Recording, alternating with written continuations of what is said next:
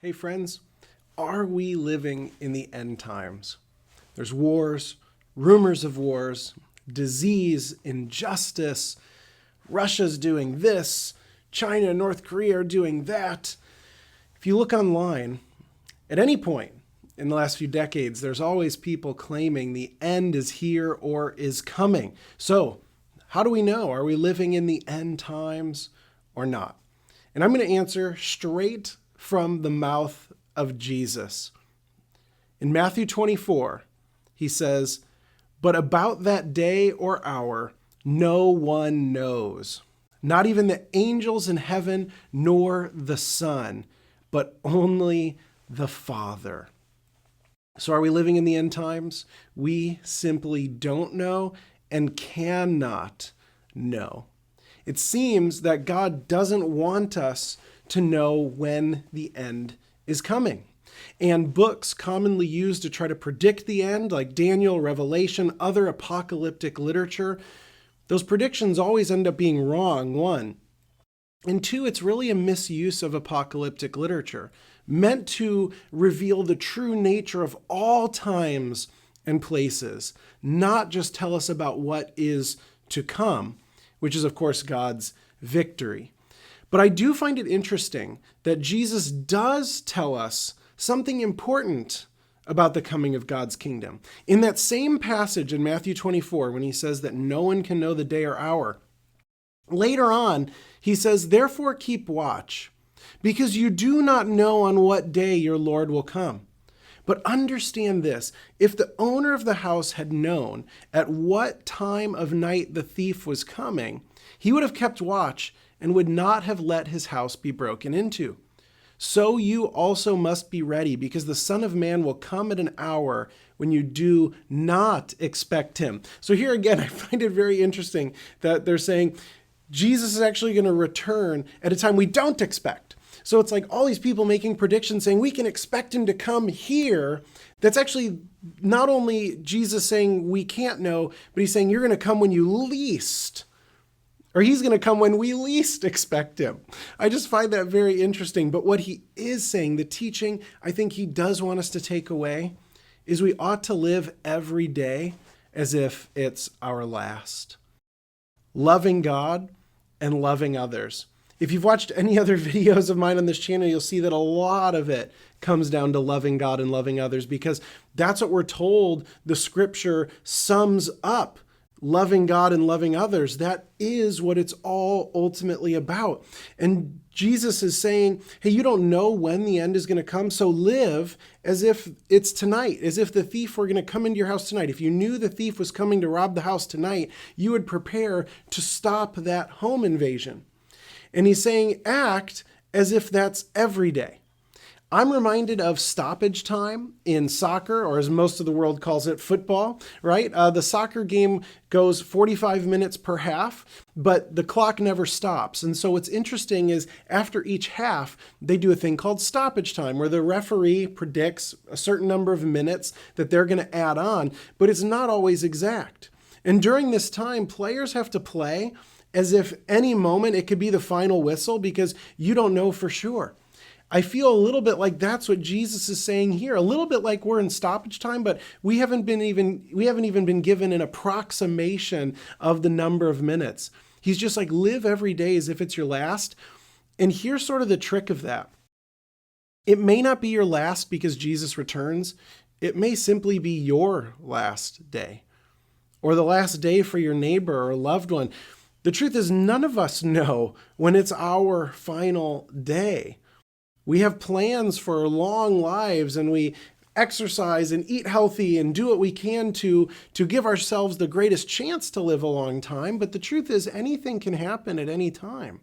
And we ought to live every day as if Jesus were coming, or as if we were going to meet Jesus that day. Love God and love others. But yeah, Phil, what about all those passages that people turn into predictions about leaders and rulers and invasions? I think that's a great misunderstanding of what those books are trying to say. If you read the book of Revelation, for example, this book is apocalyptic literature, and it was a letter. And apocalyptic literature is a revelation, and it uses history and stories and real life things happening at that time when it was written to give people an understanding about the battle between good and evil that is happening and how it's playing out in the world, and wants them to wake up to realize that that battle's already happening in the here and now. For the original audience, it was the Roman Empire. And they were basically, all these stories in this letter were to these 7 churches and to all the churches at the time, to basically say, have you become complacent? Have you joined in evil as it's working itself out in the world? Or are you resisting with love and justice and truth? Now, those same issues continue to repeat because history continues to repeat itself. Evil continues to manifest itself in the world, and so does good. So does God's kingdom. And these apocalyptic books, rather than predicting something that is going to happen in the future, but hasn't come yet, which why should anyone who has already passed away have read Revelation if it was just about the future and that future never came before they died? It's about the ongoing nature, the ongoing struggle between good and evil. If you'd like to know more, here, shameless plug, I wrote a book on Revelation called Reintroducing Revelation, all about what this book means for our lives today. You can find it in the description below. And yes, good wins in the end, because of that life, death, and resurrection of Jesus, but we don't see it fully now. And so in the now, can things be bad and difficult? Absolutely. Life is hard, but every single generation can look at the world and say, it's really hard. It's messed up, whether it's local, national, international. We've had world wars, not just World War I and II for us here in America and Europe and Africa and Asia and around the whole world. But before that, the Romans and the Parthians, the Romans going into Britain, you had Genghis Khan, right? You had the Greeks, you had so many people fighting, and it often felt like evil had won and that the end must be near. But what people did is chose to love, chose to serve their neighbor, stand up for what's true, and we got through it, and Jesus hasn't returned yet. And so when people want to take a lot of time making predictions and trying to say Jesus is coming back, honestly, my question is, what good does that do? If you have a prediction that Jesus is coming tomorrow, congratulations, you're probably wrong, but all you've done is encourage people to live as if Jesus is coming tomorrow. But the thing is, Jesus already said to live as if he's coming today or tomorrow. So the prediction really wasn't helpful. If anything, honestly, I think it hurts because it starts to look as if the Bible doesn't know what it's talking about. It starts to look as if this is a ridiculous thing that we should pay no attention to because it keeps predicting the end and it never happens. Instead, Jesus is like, yeah, you know what? I'm coming tonight.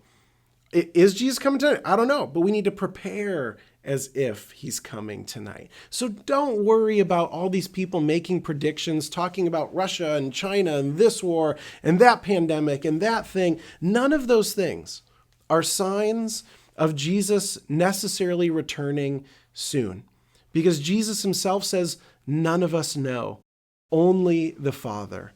But he does say, act as if it's going to be today. Live your life to the full today, loving your neighbor, following the ways of Jesus, enjoying that every single breath you have is a gift.